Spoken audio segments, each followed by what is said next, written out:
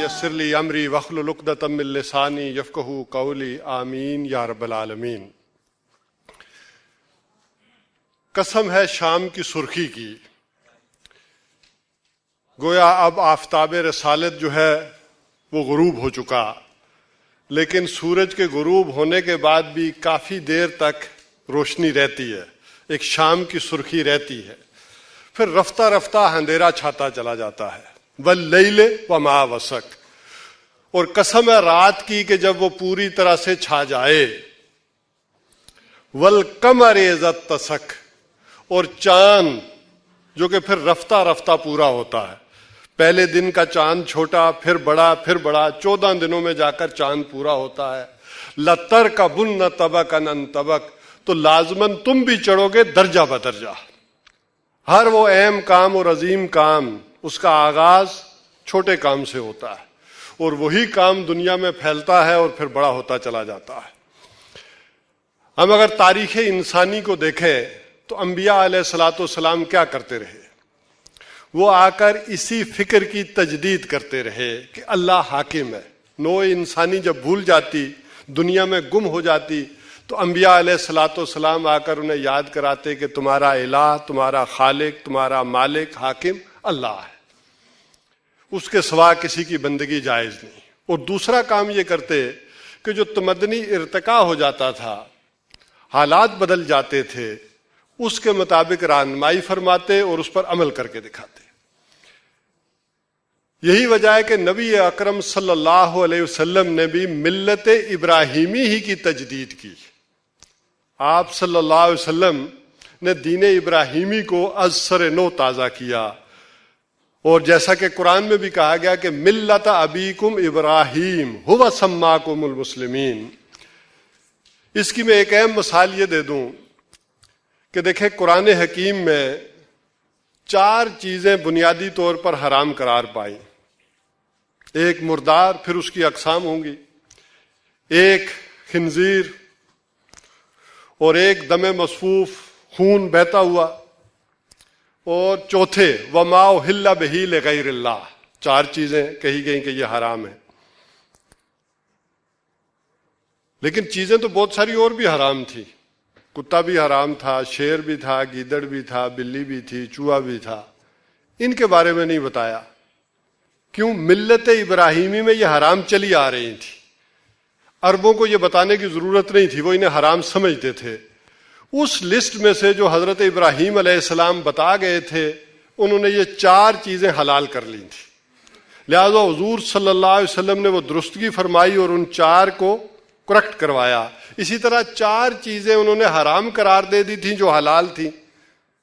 یہ بحیرہ ہے، یہ صائبہ ہے، یہ حام ہے، فرمایا یہ کوئی حرام نہیں ہے، لہذا اپنی اس لسٹ کو درست کرو۔ ملت ابراہیمی میں یہ 4 چیزیں حرام ہیں اور یہ 4 چیزیں حلال ہیں جو تم نے حرام کر لی۔ اچھا، نبی اکرم صلی اللہ علیہ وسلم نے فرمایا اب چونکہ نبی کوئی آنے والا نہیں ہے، اور اسلام کو جو از سر نو تازہ کیا ہے، ان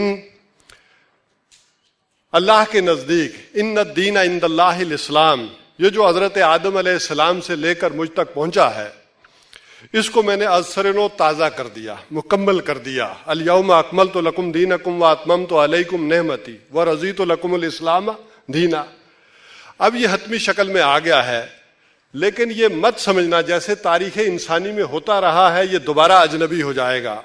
بدا الاسلام غریبا وسیعود کما بدا، اس کا آغاز بھی اجنبی حالت میں ہوا تھا اور عنقریب یہ دوبارہ اجنبی ہو جائے گا، اور کسی اور نبی نے آئندہ آنا نہیں ہے جو اس کی تجدید کرے، اس پر عمل کر کے دکھائے۔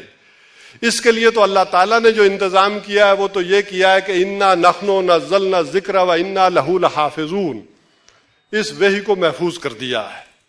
اور دوسرے انتظامی لحاظ سے جو اہتمام کیا، ایک تو حضور صلی اللہ علیہ وسلم نے فرمایا لا تزال طائفۃ من امتی قائمین علی الحق، میری امت میں ایک گروہ ہمیشہ حق پر رہے گا۔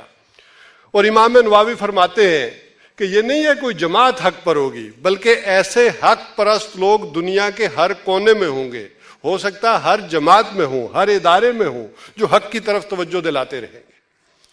اسی طرح فرمایا کہ دوسرا اہم معاملہ یہ ہوگا، ان اللہ یبعث فی ہذہ الامہ فی کل راس مئۃ عام، کہ اللہ تعالیٰ جو ہے اٹھاتا رہے گا ہر صدی کے سرے کے اوپر کوئی نہ کوئی شخصیت، کوئی نہ کوئی مجدد، من یجددھا لہا دینہا، جو اس کے دین کی تجدید کرتا رہے گا، دین کو از سر نو جو اس پر پردے پڑ گئے ہوں گے وہ تازہ کر کے دکھاتا رہے گا۔ تو یہ اہتمام فرمایا گیا۔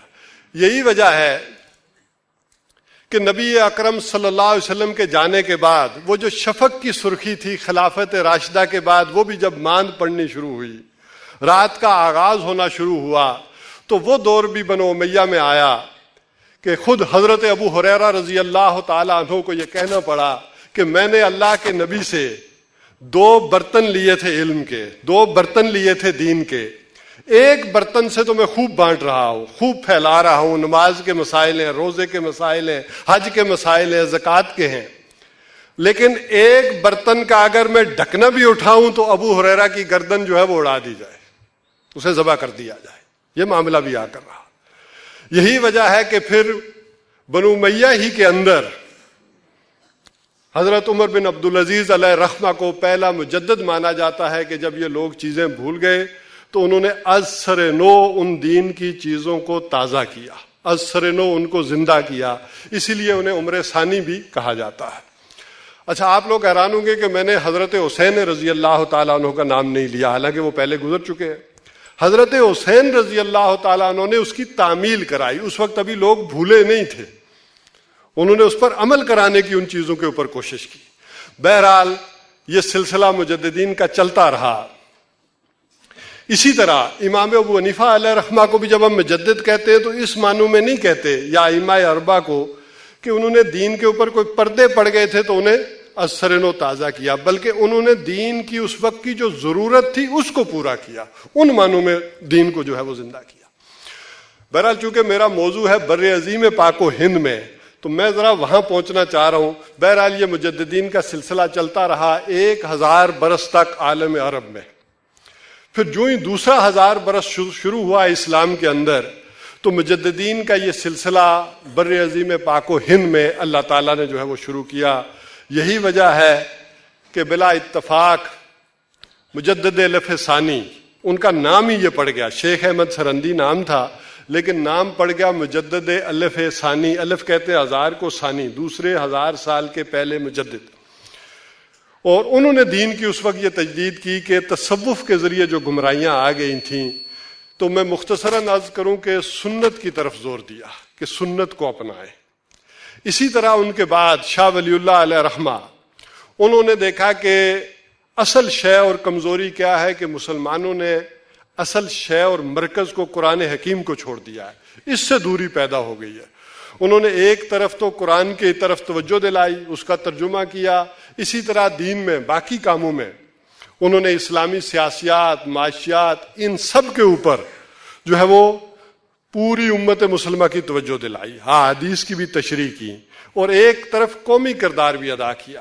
اچھا، یہ بڑی سوچنے کی بات ہے کہ اس وقت انہوں نے مسلمان حکمرانوں کو کچھ نہیں کہا، کوئی رنگیلا شلا کے خلاف کوئی تحریک، کوئی موومنٹ نہیں۔ انہوں نے دیکھا کہ ان میں جان ہی نہیں ہے، ان کو سمجھانا ہی گویا اب شاید کار عبث ہو، لہذا انہوں نے احمد شاہ ابدالی کو بلایا کہ ان کے وجود کو برقرار رکھنے کے لیے تمہارا آنا ضروری ہے۔ اور دوسری طرف حجت اللہ البالغہ جیسی مارکۃ الآراء کتابیں اور تدبیر منزل، جس کو آج دنیا نے جا کر کسی انداز میں پہچاننا شروع کیا، وہ بھی غیروں نے، امریکہ میں ریسرچ ہو رہی ہیں کہ شاہ ولی اللہ کی یہ جو آخری منزل ہے کہ جس میں انہوں نے کہا کہ نوع انسانی دنیا میں ایک ایسا وقت بھی آئے گا کہ بیٹھ کر قوموں کے مسائل کے اوپر جو ہے وہ بحث کرے گی، ان سارے مسائل سے نکلتے ہوئے نوع انسانی کو وہاں پہنچنا ہے۔ بہرحال شاہ ولی اللہ علیہ رحمہ کی توجہ سے وہ جو روح انہوں نے پھونکی اپنے شاگردوں کے اندر، اس سے سید احمد شہید وہ پیدا ہوئے، اور ان کی کوششیں عملی اعتبار سے جو ہے وہ میدان میں آئیں، لیکن رات اور گہری ہوتی چلی جائی۔ 1857 میں آ کر پورے طور پر وہ عمارت جو نبی اکرم صلی اللہ علیہ وسلم نے تعمیر کی تھی وہ زمین بوس ہو گئی۔ اور اس بات کو بھی سمجھ لیں کہ اس سے پہلے جتنے مجددین تھے ان کا کام جزوی نظر آتا ہے ہمیں. وہ کیوں نظر آتا ہے؟ بالکل ایسے ہی کہ نبی اکرم صلی اللہ علیہ وسلم نے فرمایا کہ یہ جو نبوت ہے یہ ایک قصر کی مانند ہے، یہ ایک بلڈنگ ہے، اور جب میں دنیا میں آیا ہوں آخری نبی کی حیثیت سے تو اس بلڈنگ میں خلا تھا، ایک روشن دان جتنی جگہ خالی تھی، میں نے آ کر اس کو مکمل کر دیا. اب یہ نبوت کی بلڈنگ مکمل ہو گئی ہے، اب نبی کوئی نہیں آئے گا، اور عملاً بھی تمہارے سامنے اس کا مظاہرہ کر دیا ہے. لہذا اس بلڈنگ میں کہیں دراڑ آئی، کہیں خراش آئی، کہیں کوئی کمزوری آئی، تو ان سارے مجددین نے کیا کیا کہ اس کو ریپیئر کرنے کی کوشش کی، اس کو مضبوط کرنے کی کوشش کی. لیکن 1857 میں آ کر حالات بالکل بدل گئے. وہ نبی اکرم صلی اللہ علیہ وسلم نے جو عمارت تعمیر کی تھی وہ ہوتے ہوتے ہوتے اس کا قانونی حصہ بھی جو تھا، علامتی حصہ بھی تھا، وہ بھی زمین بوس ہو گیا. یہی وجہ ہے کہ شاہ یعنی مولانا حالی نے اس پر جو مرثیہ کہا کہ پستی کا کوئی حد سے گزرنا دیکھے، اسلام کا گر کر نہ ابھرنا دیکھے. یعنی اس قدر زوال ہے کہ 1400 برسوں میں مسلسل یہ بلڈنگ گرتی چلی آئی اور یہاں تک گر گئی ہے کہ اب کوئی پستی کا حد سے گزرنا دیکھے تو ہمیں دیکھ لے کہ ہم کس پستی سے دو چار ہیں. مانے نہ کوئی کہ مد ہے ہر جزر کے بعد دریا کا ہمارے جو اترنا دیکھے. اور پھر انہوں نے دعا کی کہ اے خاصہ خاصان رسل، وقت دعا ہے امت پہ تیری آ کے عجب وقت آ پڑا ہے. وہ دین جو بڑی شان سے نکلا تھا وطن سے، پردیس میں وہ آج غریب الغربا ہے. وہ بات جو حضور صلی اللہ علیہ وسلم نے کہی تھی، بدا الاسلام و غریباً وسیعود و کما بدا، وہ پورے طور پر آ کر 1857 کے ایڑے گیڑے میں وہ مکمل ہو گئی، غریب الغربا ہو گیا تھی. بہرحال اب جو ضرورت تھی تجدید کی وہ اس نوعیت کی تھی کہ وہ ہماگیر ہو، ہماجیتی ہو اور بھرپور ہو، وہ سارے ہی پہلوؤں کا احاطہ کرے. اس انداز میں شروع ہو، چونکہ اب علامت بھی باقی نہیں رہی تھی دنیا میں. اس حوالے سے علامہ اقبال کی شخصیت بر عظیم پاک و ہند میں بڑی اہم شخصیت. اللہ تعالیٰ نے انہیں دنیا داروں میں سے اٹھایا اور جس نو سے انہوں نے اسلام کی تجدید کی. ایک طرف تو انہوں نے یورپ میں جو ترقی ہو چلی تھی، اس وقت جو وہ غلبہ حاصل کر رہے تھے، اس کا اعتراف کیا کہ یورپ کے اندر اس وقت جتنی بھی ترقی ہے اس کی روح میں قرآن کار فرما ہے، کہ قرآن نے اصل میں انسان کو یہ سبق دیا، ان السمع والبصر والفؤاد کل اولئک کان عنہ مسئولا، کہ سوچو، غور و فکر کرو، تجربات کرو اور اس تجربات کے اوپر اپنی زندگی کی بنیادیں رکھو. اسی طرح الہیات اسلامیہ کی تشکیل جدید کی، یہ اہم کام، اس طرف جو ہے وہ بڑے ہیں علامہ اقبال. یعنی یہ ما بعد الطبیعتی حقائق، الہیات اسلام کی یہ جو تعبیریں افلاطون کی عالم امثال کی دلدل میں گم ہو گئی تھیں یا ارسطو کی منطق کی بھول بھلیوں میں گم ہو گئی تھیں، انہیں نکال کر علامہ اقبال نے کہا کہ آج کا انسان ان الہیات کو آج کے جدید علوم پر، سائنس کے علوم پر سمجھنا چاہے گا. اب دنیا سے فلسفے کا دور ختم ہوا، منطق کا دور ختم ہوا، اب لوگ سائنسی حقائق کے ذریعے سے چیزوں کو سمجھنا چاہیں گے. لہذا جدید علم ریاضی، سائیکالوجی، اسٹرونومی اور طبیعت، ان کی چیزوں کے اوپر جو ہے وہ اس کی بیس رکھی جائے گی، اور اس کا ایک آغاز کیا ریکنسٹرکشن کی صورت میں. اچھا، دوسری طرف فرمایا کہ یہ دنیا میں جو حقوق کا تصور آیا ہے، یہ آزادی کا تصور آیا ہے، یہ ویلفیئر سٹیٹس دنیا میں وجود میں آئی ہیں، تو یہ کہاں سے آئی ہیں؟ کہا یہ بھی اصلاً محمد الرسول اللہ صلی اللہ علیہ وسلم سے دنیا نے مستعار لی ہیں، یہ چیزیں وہاں سے سیکھی ہیں. یہ حقوق کا تصور حضور صلی اللہ علیہ وسلم نے آ کر دنیا میں دیا ہے. یہی وجہ ہے کہ انہوں نے کہا ہر کجا بینی جہان رنگ و بو،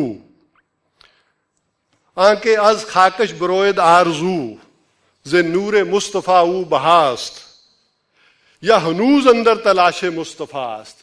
جہان میں جہاں کہیں بھی نیکی، بھلائی، خیر، خوبی نظر آ رہی ہے، یہ کہاں سے ہے؟ یہ محمد رسول اللہ صلی اللہ علیہ وسلم سے ہے۔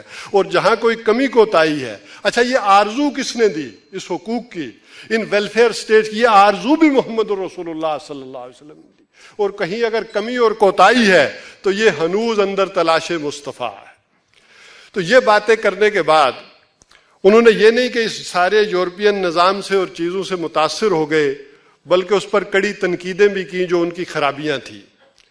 انہوں نے کہا کہ عمرانی علوم میں 2 بڑی خرابیاں یورپ نے کر دی ہیں جس کا نوع انسانی کو خمیازہ بھگتنا پڑے گا، ایک سیکولرزم اور دوسرے نیشنلزم۔ علامہ اقبال نے کہا کہ یہ جو سیکولرزم کی بنیاد رکھ دی ہے انہوں نے، اس بنیاد پر نوع انسانی تباہی سے دوچار ہوگی۔ یہ جو انہوں نے پرسنل لائف اور پبلک لائف کو علیحدہ کر دیا ہے، اجتماعی زندگی کو دین سے علیحدہ کر دیا ہے۔ بہرحال یہ چیزیں انہوں نے شاعری میں زبردست انداز میں کی کہ ہو دین سیاست سے جدا تو رہ جاتی ہے چنگیزی۔ یہ اسی معنوں میں کہا کہ یہ تم نے کیا کر دیا ہے یورپ والوں سے، کہا اس ترقی کے اندر۔ اور ہم نے خود پہنایا ہے شاہی کو، ہم نے شاہی کو خود پہنایا ہے جمہوری لباس۔ جب آدم ہوا ہے ذرا خود شناس و خود نگر، اس کے اندر حقوق کا تصور ابھرا تو ہم نے کیا کیا؟ وہ جو منو اور ٹنو گندگی ایک فرعون اور نمرود کے سر پر رکھی ہوتی تھی، اب تولا تولا ماشا ماشا حاکمیت کا تصور دے کر ہر انسان کے سر کے اوپر لاد دی گئی اور رکھ دی گئی۔ اور اس کا نتیجہ یہ نکلے گا کہ تمہاری تہذیب اپنے خنجر سے آپ ہی خودکشی کرے گی، جو شاخ نازک پہ آشیانہ بنے گا ناپائیدار ہوگا۔ اسی طرح وطنی قومیت کے حوالے سے کہا کہ ان تازہ خداؤں میں سب سے بڑا وطن ہے، جو پہرن اس کا ہے وہ مذہب کا کفن ہے، کہ یہ شیطان نے جو تمہیں نوع انسانی سے نکال کر وحدت خالق اور وحدت آدم اس بنیاد پر جو نوع انسانی ایک کنبہ شمار ہوتی تھی، اس نے غیر مسلموں کو بھی تقسیم کیا، تم جرمنز ہو، تم فرینچ ہو، تم اٹالین ہو، اور وہی تقسیم مسلمانوں کے اندر بھی آ گئی کہ یہ مصری ہیں، یہ سعودی ہیں، یہ سوڈانی ہیں، یہ لبنانی ہیں، یہ عراقی ہیں، یہ ایرانی ہیں، یہ بنگلہ دیشی ہیں، یہ پاکستانی ہیں۔ اور وہ تقسیم ہوتے ہوتے آج معاشرے میں کہاں نیچے تک جا پہنچی ہے۔ یہ اس وطنی تصور کے حوالے سے ہے، اس نیشنلزم کے حوالے سے۔ وہ نیشنلزم جب اوپر کی سطح پر آیا تو نیچے برادریوں اور خاندانوں کی سطح تک نیچے اترتا چلا گیا۔ تو انہوں نے یہ کہا کہ یہ اصل میں شے ہے جس نے تباہی سے نوع انسانی کو ان 2 چیزوں کی وجہ سے دوچار کر دینا ہے۔ تو تم کیا کرو، اپنی ملت پر قیاس اقوام مغرب سے نہ کر، خاص ہے ترکیب میں قوم رسول ہاشمی۔ اور اسی سلسلے میں انہوں نے پھر نبی اکرم صلی اللہ علیہ وسلم کے اس طریقے کو شاعری کے اندر بھی واضح کیا۔ با نشہ درویشی در ساز و دمادم زن، چوں پختہ شوی خود را بر سلطنت جمزن، کہ دیکھو پہلے صبر کے ساتھ جھیلو، ان چیزوں کو سیکھو، اور پھر اس کے بعد جب پختہ ہو جاؤ، مضبوط ہو جاؤ، بنیادیں مرصوص ہو جاؤ، تو پھر اس نظام کے ساتھ جا کر ٹکرا جاؤ۔ تو یہ چیزیں تھیں جو انہوں نے واضح کی۔ اور ایک طرف ابھی آپ نغمہ بھی سن رہے تھے، نوجوانوں کو ابھارا، کبھی یہ نوجوان مسلم تدبر بھی کیا، تو انہیں ابھی آپ نغمہ سن رہے تھے۔ تو یہ ان کا دینی اعتبار سے پہلو تھا کہ جو انہوں نے اس پورے فکر کی ایک تجدید کی اور از سر نو دنیا کے سامنے لایا، اور پوری دنیا نے ان سے رہنمائی حاصل کی۔ یہ تو ہماری بدبختی کہہ لیں، کم نصیبی کہہ لیں کہ ان کا وہ مقام اب یہاں نہیں رہا۔ ایران والے کہتے ہیں کہ علامہ اقبال ہمارے ہیں، اور جرمنی والے کہتے ہیں ہمارے ہیں۔ اور افسوس کا مقام میں اس لیے کہہ رہا ہوں کہ چند سال پہلے وہاں یوم اقبال کی تقریب ہوئی اور اس کے فکر پر بحث ہوئی، تو پاکستان کو انوائٹ نہیں کیا گیا۔ تو پوچھا کسی نے تو کہا اچھا اقبال پاکستان کے تھے؟ ان کو یہ تعجب ہو رہا ہے کہ یہ شخص اگر پاکستان میں تھا تو ان کی حالت یہ کیوں ہے۔ بہرحال ایک ان کی زندگی کا یہ رخ اور یہ پہلو ہے، اور اس کے لیے انہوں نے شبان المسلمین، جس کا نام ہم نے بھی اختیار کیا، اس سارے فکر کو زندہ کرنے کے لیے اور اس کی تعمیل کرنے کے لیے اپنی زندگی کے آخری حصے میں شبان المسلمین، جمعیت شبان المسلمین کا قیام بھی عمل میں لایا۔ بہرحال ایک ان کی زندگی کا دوسرا پہلو بھی ہے، وہ ہے قومی جدوجہد۔ انہوں نے قومی جدوجہد کے اندر بھی بھرپور کردار ادا کیا، اور ایک طرف قائد اعظم کو بلایا اور کہا کہ انگریزوں کو تم سمجھتے ہو ان سے ایک ملک حاصل کرو، اور کہا اگر یہ خطہ حاصل ہو گیا اس قومی جدوجہد کے نتیجے میں تو ہمیں موقع مل جائے گا کہ اسلام کے روشن چہرے کے اوپر جو پردے پڑ گئے تھے بنو امیہ اور بنو عباس کے دور میں، ان کو بھی ہٹا کر اسلام کا اصل چہرہ جو ہے وہ دنیا کو دکھا دیا جائے گا۔ بہرحال ان کی یہ آواز جب نوجوان ابوالکلام آزاد کے کانوں میں پڑی، ابوالکلام آزاد ان سے 10 برس چھوٹے ہیں علامہ اقبال سے، 1877 کی تاریخ پیدائش ہے علامہ اقبال کی، اور 1888 میں جو ہے ابوالکلام آزاد کی تاریخ پیدائش ہے۔ اور دلچسپ بات آپ کے سامنے یہ رکھ دوں کہ 9 نومبر علامہ اقبال کی تاریخ پیدائش ہے اور 11 نومبر ابوالکلام آزاد کی ہے، نومبر ہی کے مہینے کی دونوں کی پیدائش، لہذا وہ فرق زیادہ نہیں ہے، ایگزیکٹ 10 سالوں کا فرق ہے۔ تو ابوالکلام آزاد ایک طرف تو ان کی مادری زبان عربی تھی، کیونکہ ان کے والد بڑے عالم دین، مکہ گئے، وہاں شادی کی تو ماں عربی تھی، تو عربی تو انہوں نے گود میں سیکھ لی، اور ان کی تربیت میں شبلی کا بڑا اثر تھا۔ اور علامہ شبلی نعمانی علیہ رحمہ، چونکہ وہ دونوں اداروں جو 2 دھاروں میں قوم تقسیم ہو گئی تھی، دیوبند میں اور علی گڑھ میں، ان دونوں سے ایک طرح سے فیضیاب سے اور درمیانی راہ پر تھے، تو اس حوالے سے بھی ان کی تربیت کے اوپر، ابوالکلام کی تربیت کے اوپر ان کا بڑا اثر رہا۔ مولانا امین احسن اصلاحی یعنی مولانا حمید الدین فرائی اور مولانا ابوالکلام آزاد کی تربیت میں بڑا گہرا اثر ہے۔ تو ابوالکلام آزاد نے اپنے پرجوش انداز میں، پرجوش انداز خطابت کے اندر جو ہے اسی علامہ اقبال کے فکر کو نثر میں بڑا واضح کیا اور اس کو مزین کیا۔ یہی وجہ ہے کہ علامہ اقبال کے اس فکر کو جب انہوں نے حدیث سے پرویا اور پہلی دفعہ یہ حدیث جو ہے وہ سامنے پیش کی اہل علم کے سامنے اور الہلال میں بھی شائع کی، 2 رسالے اس مقصد کے لیے انہوں نے الہلال نکالا، جب اس پر پابندی لگ گئی تو البلاغ، اس کے ذریعے اپنے ان افکار کو جو ہے وہ شائع کیا ہندوستان کے اندر۔ بہرحال پہلی مرتبہ انہوں نے یہ حارث الاشری رضی اللہ تعالیٰ عنہ سے جو روایت ہے، اور ترمذی شریف میں بھی ہے، مسند احمد میں بھی ہے اور مشکات میں بھی ہے، کہ حضور صلی اللہ علیہ وسلم نے فرمایا کہ آمرکم بخمس، کہ میں تمہیں 5 باتوں کا حکم دیتا ہوں، اللہ امرنی بہن، اللہ نے مجھے ان کا حکم دیا ہے، بالجماعت والسمع والطاعت والہجرت والجہاد فی سبیل اللہ، کہ یہ سارا فکر آئے گا دنیا میں کیسے، یہ اس کا عمل کیسے ہوگا، اس کی تعمیل کیسے ہوگی۔ اس حوالے سے انہوں نے کہا کہ ان 5 باتوں پر عمل کرنا پڑے گا، کہ جماعت کے ساتھ رہو، بات سنو اور مانو، ہجرت کرو اور جہاد کرو۔ جہاد کے معنوں سے بھی آپ واقف ہیں، لیکن ہجرت کے معنوں میں یہ ہوتا ہے کہ ایک ملک کو چھوڑ کر دوسرے ملک میں ہجرت کرنا، لیکن یہ ہجرت کا اعلیٰ ترین اور بلند ترین مفہوم ہے۔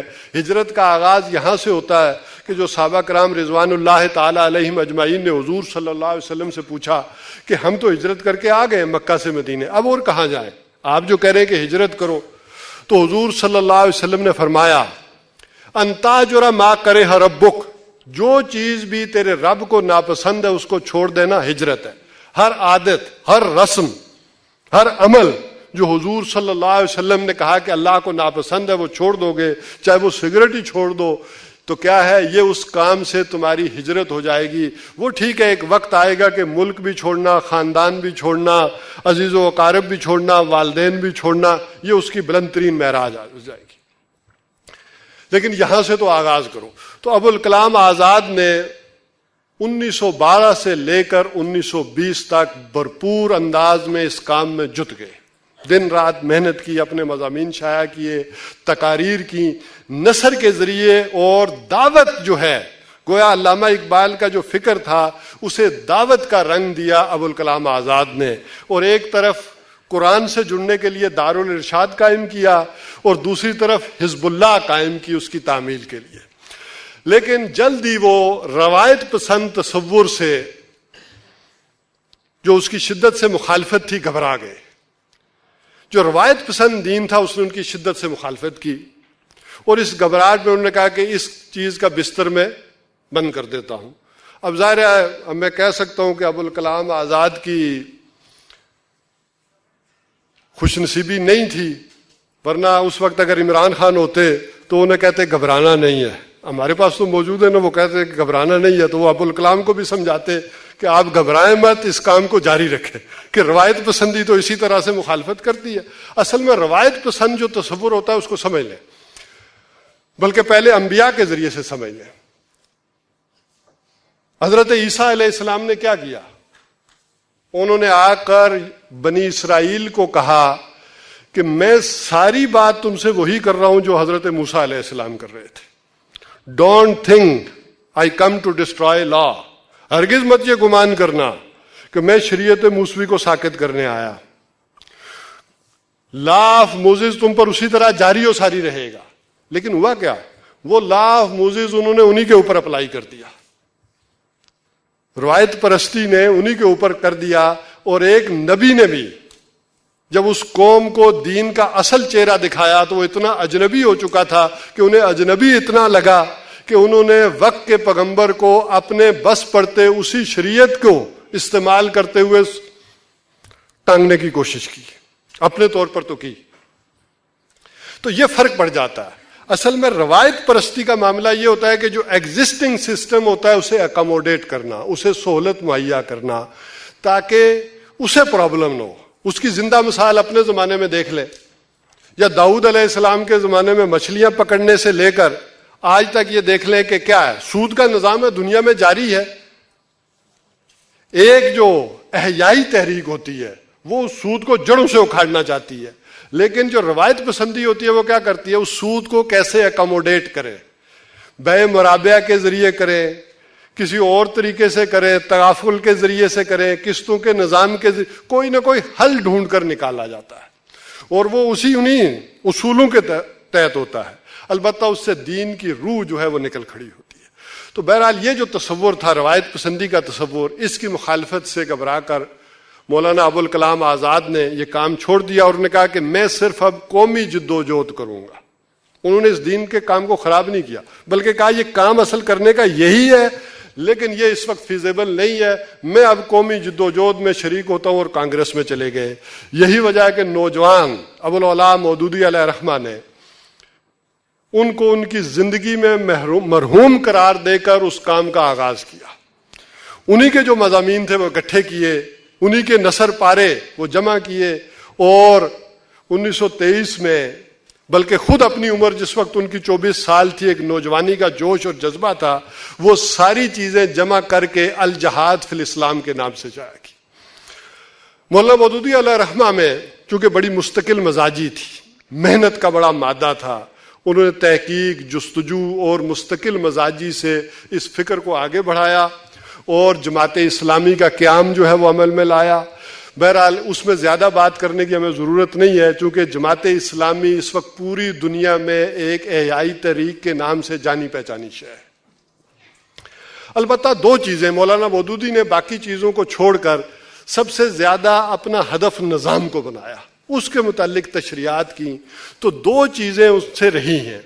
ایک الہیات اسلامیہ کی تشریح، جو علامہ اقبال نے کام کیا تھا اس طرف انہوں نے کوئی توجہ نہ دی، بلکہ سارے کا سارا زور نظام کی تبدیلی پر لگایا۔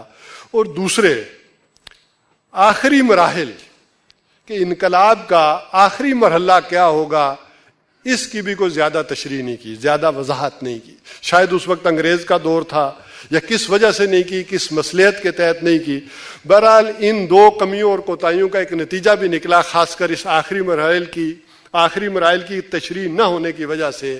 وہ انتخابات کی جب دلدل میں گئے تو انہی کی عمر کے برابر، جس عمر میں انہوں نے کام شروع کیا تھا، یہ اللہ کی حکمت ہے، اسی عمر میں ڈاکٹر اسرار کو اللہ نے توفیق دی، اور انہوں نے از سر نو اس فکر کو جو ہے وہ اٹھایا، اور دونوں کام جو تشنا رہ گئے تھے ان کو پورا کیا۔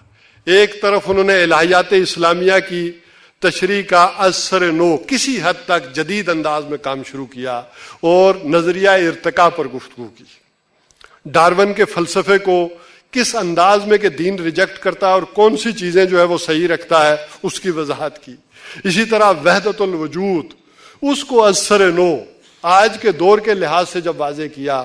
یہی وجہ ہے کہ جب روایت پسندی نے بھی اس چیز کی مخالفت کی، اور خود تنظیم اسلامی نے بھی یہ کہہ کر جان چھڑائی کہ یہ ان کی علمی آرا ہے، اس سے ہمیں کوئی بحث اور کوئی سروکار نہیں ہے، اس کام کی اس کو اہمیت کو سمجھ ہی نہ سکے. اور دوسری طرف ڈاکٹر صاحب نے منہج انقلاب نبوی کو واضح کیا. ان آخری مراحل کو، تعمیل کے جو آخری مراحل تھے، ان میں ایک ایک سٹیپ کو کس شاندار انداز میں مزین کیا اور وضاحت کے ساتھ اور مثالوں کے ساتھ جو ہے وہ اس کو پیش کیا. تو یہ اچیومنٹس تھی. لیکن ان کے بعد جب تنظیم اسلامی نے ان سے کنارہ کشی اختیار کر لی، ظاہر ہے یہ کوئی اتنا آسان کام نہیں تھا. یہ جیسے میں نے کہا کہ ہماجیتی فکر ہے. انہوں نے ڈاکٹر اسرار صاحب کے قرآنی فکر کو تو لیا اور اس پر چلنے کا معاملہ تو کر لیا، لیکن کہا یہ جو عمرانی فکر ہے، یہ جو جدید دور میں اس دین کا نفاذ کس انداز میں ہوگا، اور یہ جو علمی آ رہا ہے، یہ جو ڈیپتھ ہے، اس کو علیحدہ سے جب کر دیا تو ایک اضطراب پیدا ہوا. اس کا جو فرق پڑتا تھا ذہنوں کے اندر، وہ بہرحال اس اضطراب کو شدت کے ساتھ خالد محمود عباسی صاحب نے جو ہے وہ محسوس کیا. اور جن جن لوگوں کے اندر بھی وہ اضطراب موجود تھا اور وہ محسوس کر رہے تھے، حساس جو لوگ تھے، انہوں نے محسوس تو ہو رہا تھا ہمیں بھی کوئی نہ کوئی گڑبڑ ہے، کوئی نہ کوئی مسئلہ تو ہے. وہ پہلے سی بات نہیں ہے، وہ پہلے سے حالات نہیں ہے. وجہ کیا ہے؟ کیوں سست روی کا ہم شکار ہیں؟ کیوں جمود کا ہم شکار ہوتے چلے جا رہے ہیں؟ تو اس کی وجہ کیا ہے؟ اس کو زبان دی پھر خالد محمود عباسی نے، اور ان کے ساتھ پھر ہم اکٹھے ہوئے. بہرحال یہ ایک فکری ارتقا بھی ہوا کہ جیسے علامہ اقبال نے نظم کی صورت میں پیش کیا، ابوالکلام آزاد نے نثر کی صورت میں پیش کیا، اسی طرح مولانا مودودی علیہ الرحمہ نے اس کو جدید اصطلاحات کے ساتھ، اور خاص کر ان کے ساتھ جب مولانا امین احسن اصلاحی صاحب مل گئے تو انہوں نے قرآنی اصطلاحات اور وہ قرآنی رنگ بھی اس میں بھر دیا، اور پھر اس کو اور مکمل شکل میں ڈاکٹر اسرار صاحب نے کر دیا. اب اس کو مزید پروان چڑھانے کے لیے اور اس کی تعمیل کے لیے کچھ اچیومنٹس اور کچھ چیزیں جو ہے شبان المسلمین نے کی. ایک تو آپ نے وہ ظہر کی نماز سے پہلے خالد صاحب سے سن ہی لیا تھا کہ وہ فرق کیا ہو گئے. ان فرقوں کو میں اس وقت بیان نہیں کر رہا، لیکن جو دو چیزیں رہ گئی تھیں وہ میں بیان کر دیتا ہوں. ایک اجتماعی امارت کا تصور دیا کہ یہ جب ایک فرد کے ہاتھ میں باغ دوڑ ہوتی ہے تو اس کو ڈیل کرنا اور اس کو ڈی ٹریک کرنا آسان ہوتا ہے. تو یہ ایک اجتماعی تصور جو ہے وہ دیا کہ سارے مل کر کس انداز میں فیصلہ کریں. یہ ایک نئی بات تھی اور یہ آج کے ان جدید تقاضوں کے تحت تھی. دوسرا، جیسے بیعت ہو، دوسری چیزیں ہوں، ان کو اپنے اصل مقام پر رکھا کہ جو زور دے کر جو ہے وہ پہلے سے کر لی گئی تھی. اور ایک اور اچیومنٹ یہ کی کہ مرکزی سطح پر بیت المال نہیں ہوگا. یہ بڑے فتنے کا سبب بنتا. جہاں دودھ ہو وہاں مکھیاں آ ہی جاتی. تو لہذا کہا کہ مرکزی سطح پر ہم کوئی اثاثے نہیں بنائیں گے، کوئی مال نہیں جمع کریں گے. البتہ ضرورت کے تحت جب بھی کسی ایونٹ میں کوئی ضرورت پڑے گی تو اپیل کریں گے، جو آ گیا جتنا آ گیا اس کے مطابق ہم اپنا پلان کریں گے، اپنا کام کریں گے. اضافی سرمایہ اور اس طرح کا مرکزی نظام ہم نہیں رکھیں. تو یہ ایک اچیومنٹس تھی کہ جو اس وقت ہوئی. اور دوسرے ایک عملی مظاہرے کے طور پر آپ کے سامنے رکھ دوں، جتنا بھی میرا تھوڑا سا مطالعہ ہے اور تجربہ ہے تحریکوں میں رہنے کا، میں نے یہ محسوس کیا ہے آج کے اجتماع میں کہ وہ سفر جو احیائی تحریکوں نے تاریخ میں 20-30 سال میں کیا ہے، اللہ تعالیٰ نے وہ سفر شبان المسلمین کے ذریعے 1 سال میں طے کروا دیا. چونکہ میں جماعت اسلامی میں بھی رہا، پھر تنظیم اسلامی میں، نہیں تو میں نے بڑا عرصہ وہاں بھی دیکھا کہ کتنے سالوں میں بھی 200 یا 300 آدمی جمع نہیں ہو سکے تھے. خود جب جماعت کا آغاز ہوا یا ڈاکٹر صاحب نے آغاز کیا تو 100 سے کم ہی تعداد تھی، 70-75 کے لگ بھگ ہی تھی دونوں کی، اور کئی سالوں میں جا کر کوئی 200 یا 300 آدمی ہوئے. تو یہ بھی اندازہ ہو رہا ہے کہ آئندہ دنیا میں کیا ہونے والا ہے، کس تیزی سے معاملات آگے بڑھنے والے ہیں. اس کا ایک شعور اور اس کا ایک ادراک جو ہے وہ ہمیں ہونا چاہیے کہ ہم کس مقام پر کھڑے ہیں. بہرحال ان احیائی تحریکوں کے اندر بہت سارا شخصیات کا تسلسل بھی ہوا ہے. یعنی علامہ اقبال فکر کے حوالے سے تو بہت بلند شخصیت، عمل کے اعتبار سے کمزوری. اچھا ان سے بہتر ذرا ابوالکلام آزاد تھے, ان سے بہتر ذرا سید ابو العلا مودودی تھے. تو یہ شخصی ارتقاءات بھی چلتے گئے ہیں آگے کی طرف. اسی طرح ان کی اولادوں پر بھی نظر دوڑائیں تو وہ بھی میں سمجھتا ہوں کہ وہ بھی ارتقائی منازل طے کرتے ہوئے آگے ہی کی طرف بڑھیں گے, اور وہ قافلہ جس کا آغاز وہاں سے ہوا ہے وہ بھی آگے کی طرف بڑھتا ہوا نظر آتا ہے. بہرحال اس حوالے سے جو آپ لوگوں سے اپیل کرنی تھی وہ علامہ اقبال ہی کے الفاظ میں کہ بیات کار ای امت بسازیم, بیات کار ای امت بسازیم, آؤ سارے مل جل کر اس وقت کے اس تقاضے کو ہم سمجھیں, اور آؤ سارے مل جل کر امت کی اس بگڑی کو بنائیں. یہ جو دین جو ہے غریب الغربا ہو گیا ہے اس کو از سر نو تازہ کریں. یہ دنیا کی ضرورت ہے, یہ دنیا کی ڈیمانڈ ہے. اور کمارے زندگی مردانہ بازیں, اور زندگی کا یہ جو جوا ہے اللہ نے یہ جو زندگی دی ہے یہ مردوں کی طرح کھیلیں, مردوں کی طرح میدان میں آئیں. اور چنا نالیم اندر مسجد شہر, یہ ذرا روایت پسندی کی طرف بھی بات چلی جاتی ہے. چنا نالیم اندر مسجد شہر, اور اس فکر کا اتنا درد ہو, اتنا انسان اندر اس فکر کو محسوس کرے, اس درد کے ساتھ چنا نالیم اندر مسجد شہر, مسجد شہر کی جو مسجد ہے اس کے اندر جا کر اس دین کی اتنی گریہ زاری کریں, اس انداز سے پیش کرے کہ درے دیلے سینہ ملا گدازیم, کہ مسجد کے جو مولوی صاحب ہیں ان کے دل میں بھی یہ تڑپ پیدا ہو جائے, ان کے اندر بھی اس دین کے لیے نرمی پیدا ہو جائے. یہ ایک دعوت کا انداز ہے. باقی جو احباب آئے ہیں ان کے لیے ایک دنیاوی اعتبار سے ایک شعر عرض کرتا ہوں کہ سیر ہونے کو آئی ہے ستارے ڈوب جائیں گے, سیر ہونے کو آئی ہے تارے ڈوب جائیں گے, وہ طوفان اٹھنے والا ہے کہ ساحل ڈوب جائیں گے. دنیا کو ایسے لگ رہا ہے معاملہ, وہ طوفان اٹھنے والا ہے کہ ساحل ڈوب جائیں گے. میری مانو بیچ منجدار چلو, میری مانو بیچ منجدار چلو, کنارے پہ جتنے کھڑے ہیں سارے ڈوب جائیں گے. تو اسی بات کے ساتھ میں اختتام کرتا ہوں. اقول قولی ھذا واستغفر اللہ لی ولکم ولسائر المسلمین والمسلمات.